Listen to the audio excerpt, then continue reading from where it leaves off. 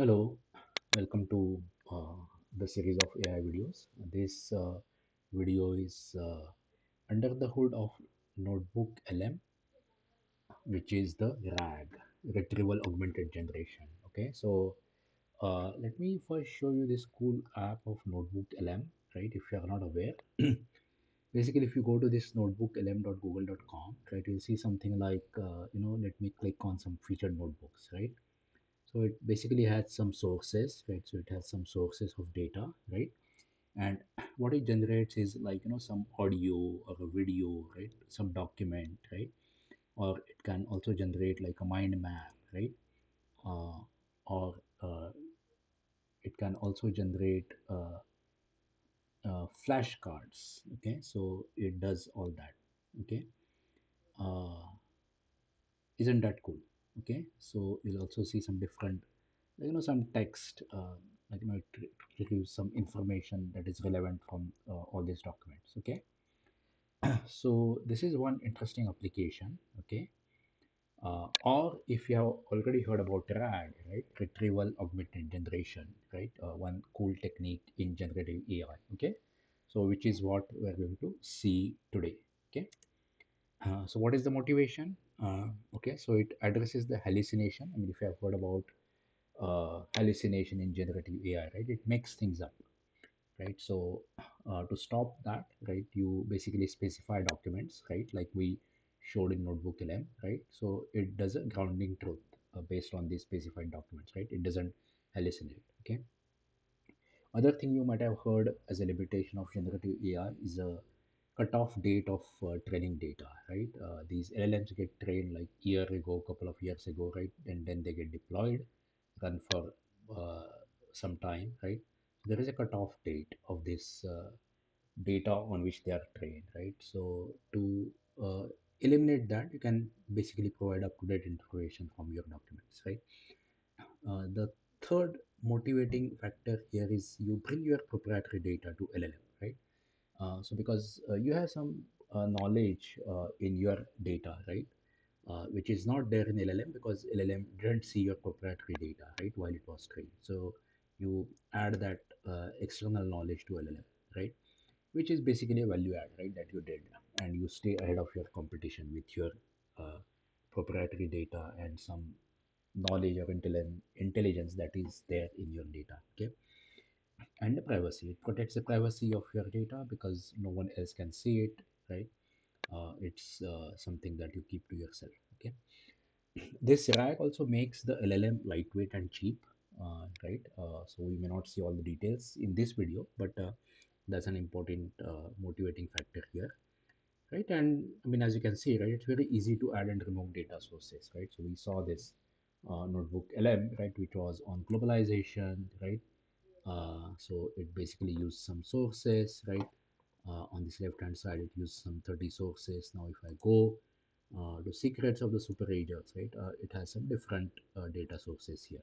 Okay, uh, that's what you would basically see, right? And it has all these different outputs that it generated. Okay, so that's the motivation of RAG. Okay, now uh, one simple explanation, right? So let's say you ask LLM, is there parking for employees? Right now, obviously, this question is with respect to your company, right, where you work, right? Because otherwise, it's kind of a very broad question. The answer may depend on where you work, right? So now with RAG, what you do is you not only ask this question, but you provide your company documents, right? Now, your company documents may have benefits, leave policy, facilities, payroll, right? So it figures out, okay, this is about parking, right? So then I will probably find answer from the facilities documents, right? So not only it goes to facilities document, but it looks for a parking policy, right? Since it's for question is about parking. So what it does is to the LLM, it not only sends this question, but it basically retrieves this relevant information from the relevant document, which is the parking policy, right, which you see in red here, and it says all employees may park on levels 1 and 2 of the office lot, use the entrance on front, blah blah blah. Okay, So this is a retrieved information from your proprietary data, right? Which is the parking policy, which is what it sends to the LLM along with your question: is there parking for employees? Right now, it will parse this information. It will say yes, right, and it will say where, how to get there, and all that, right? So that's what is kind of a example of a RAG. Okay. Now, how does RAG pipeline look like? Basically, you have a bunch of documents. Now, they are not only like a Word docs, right? But they could be URLs, right? Web pages, PDFs, even databases. Okay. Now, from these documents, right, you do the splitting, right? And those splits get into the storage, which is typically a vector store. Now comes the retrieval uh, pipeline, right? So the retrieval uses embedding, right? And it takes the query from the user, like is there parking for employees, right? That would be a question, right? Now it kind of using this embedding and the splits, right, that are saved, like so basically it would basically pick the parking policy from the facility document. Okay. And then this is what it kind of adds in the prompt that we saw, right? It gave the context, which is the parking policy, then the user question that goes to the LLM, out comes the answer. Okay, so this is how a RAG pipeline looks like. Okay, now let's see some of the interesting tools, right? So one first tool is like a loader, right? So as you can see, you have to load these documents, right? So there are web and URLs loaders, right? There are cloud storage loaders, right? You can load from AWS S3, Azure storage, Google Cloud. Okay, you have loaders from messaging and social media, right? You can look up your Telegram messages, WhatsApp messages, Discord posts. Okay, there are productivity and collaboration tools, loaders like a Notion DB, Slack. From GitHub, it can get the information, right? Uh, it's for different file types and formats like a CSV, comma separated values, text, and a PDF, and Microsoft Office, right? Like a whole bunch of kind of sources there, like a SharePoint, Confluence, right? Whatever you can think of. Okay. Okay, so that is the first part, right, which was the loader part, right, document loading part, right. uh, we are not going to look at into this splitting, right. It's like tokenization and all that comes into the picture, which is a standard kind of NLP technique, natural language processing technique. Okay. uh, we'll directly jump into this kind of storage part, right, which is kind of storage and retrieval, which is what we'll see in the techniques. Okay.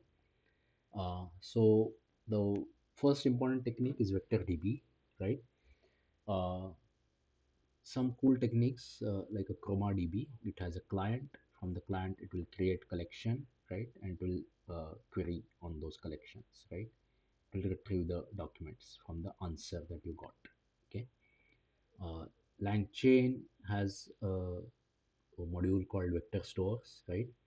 It has this doc array in memory search, right, or a Chroma. Okay, and this is how you use it.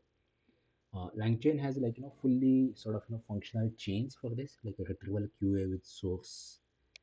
Uh, there is a retrieval QA, a simple retrieval QA, or a conversational retrieval chain.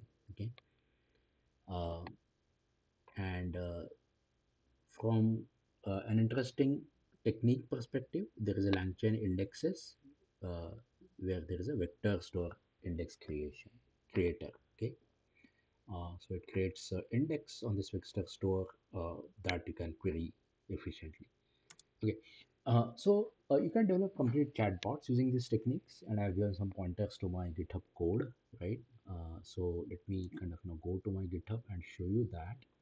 Let's say if I go to my GitHub, right, you'll see it here where in my LangChain repository, and I'll give a link to this in the video. Okay, so say for example, if you go to this chat Azure, right, so this is using Azure OpenAI. Okay, so it's using Chroma retrieval QA with sources chain, conversation retrieval chain, right. So let me go to this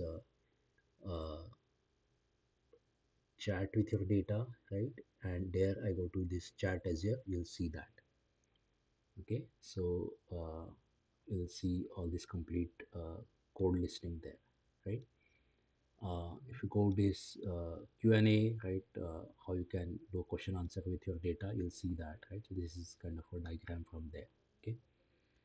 Uh, if you go to this Q&A, right, you'll see basically this retrieval QA and Docker in memory, right? You'll see that here. Okay, how to use that.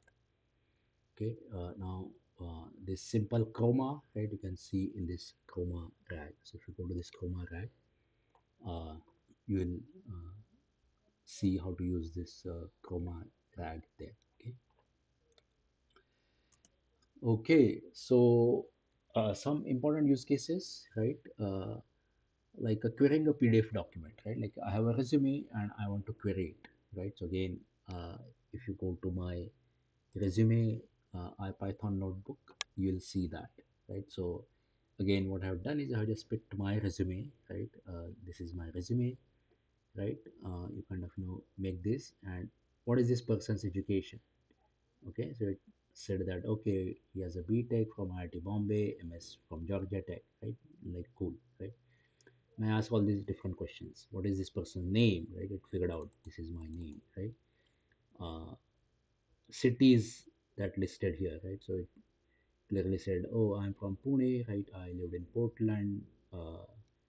Okay, so I mean, it got some, did not get some. Okay, uh, okay.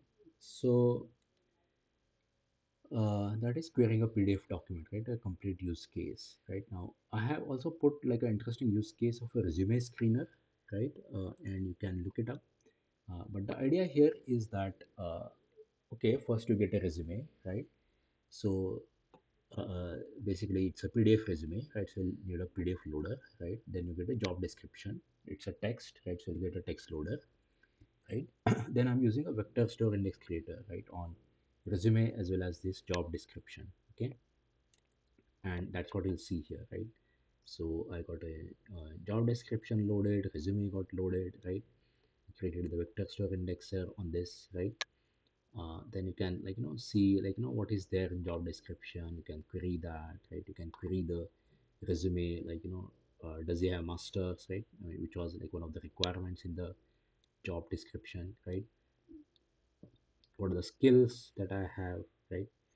uh, Now you can think of different ways of solving your problem, right? But then one like simple thing I did is okay, like what I did is I basically loaded my resume, which is kind of a proprietary data, right? uh, and to this vector store index creator, I passed the complete job description, right? Which is like maybe proprietary, I mean public information, right, about any job, right? And then this is like a job description, right? uh, but then I said okay, I mean, does this person satisfy the job description? And it said yes. Okay, so I mean, this is a simple way of solving the problem, right? But then you can think of different ways of doing it. Okay. Okay, so next up is like this uh, Langchain complete agents, right? So I have a use case where I have a voice over IP data, right? A SIP data, right? And I use this complete agent called SQL database, right? So again, if you go to this particular uh, IPython notebook, right, which is on my GitHub, you'll see that, right? So where it can actually do a very complex task, right? So where it's a pretty complex data, right? So I have like some 6 7 tables, right? And then I'm going to ask these questions like, what is the hourly average invite rate between like two IP addresses, right? So it kind of does this complete querying of these tables, right? What all tables are there? What tables to query for? What attributes, right? What will be the SQL query, right? It also shows what all thinking it did, how it formed the queries, and then it actually runs the queries, gets the answer, right? And it said this is the final answer, right? It's 0.0833. Okay. uh, what is the average response time between uh, this IP address and this IP address, right? uh, you can think of all complex queries, right? uh, then how many invites were sent, right, from this IP address to that IP address for the last day, right? So it figures out what is the last day, queries them. It said, okay, two invites were sent. Okay. Uh, okay. So these are like complete agents. If you just have one kind of data source like a SQL database, right? Similarly, there is a CSV agent, right? So this is on a database, this is on a CSV file, right? So I have a use case called topper of my class, right? So I have a database where I have students, I have classes, and whatever they students enrolled in, right? And then you can use the CSV agent and like who's the topper of my class, right? So it will figure out topper means whoever gets the maximum marks, right? We'll figure out every student, what all classes she enrolled in, how many marks she got for every class, add them up, right? It will do it for you. So these are some cool agents, right? If you have a monolithic or a single data source that you can do rag on. Okay, so I hope you enjoyed the video, right? If you like uh, the video, then you click the like button, subscribe to my channel, right? And good luck using GenAI and RAG in particular.